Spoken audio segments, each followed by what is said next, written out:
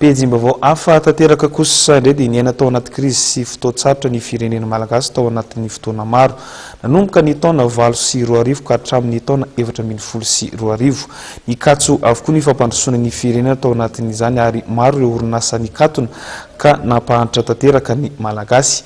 Ankehitriny hita taratra ny firoborobon'ny fampandrosoana indrindra fa nisihatra ny indostria. Teo jerentsika ary ny akon'izay fanadihadiana izay.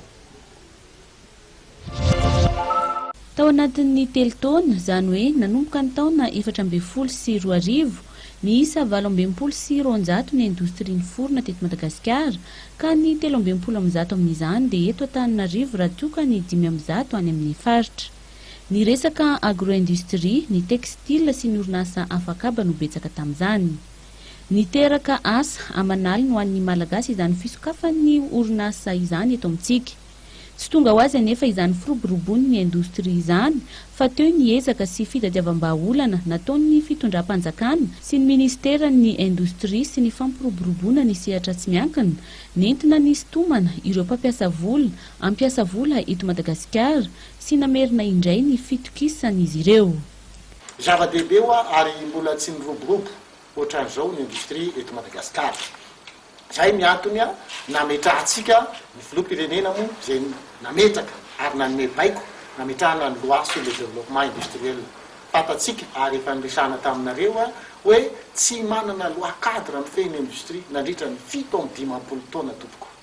Zava-dehibe izany satria inona ny antony? Tsy hoe ho tonga aty ane araka amin'ny teny filoham-pirenena zay ho tonga aty ireo mpandraharaha reo satria manana masoandro tsika.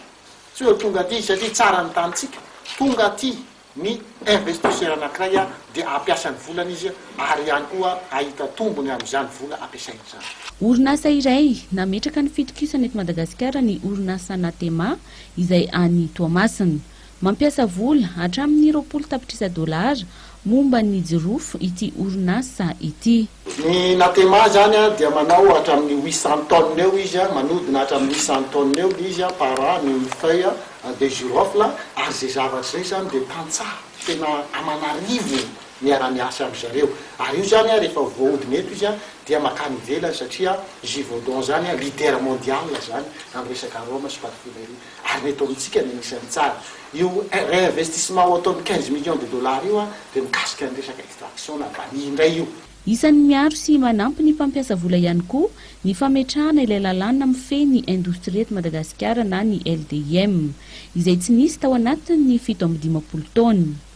Iarovana ireo mpampiasa vola sy ny fifaninanana tsy ara-dalàna no tena tanjona amin'izany entina hampitomboana ny ari-karena sy hanomezana asa ireo tanora malagasy.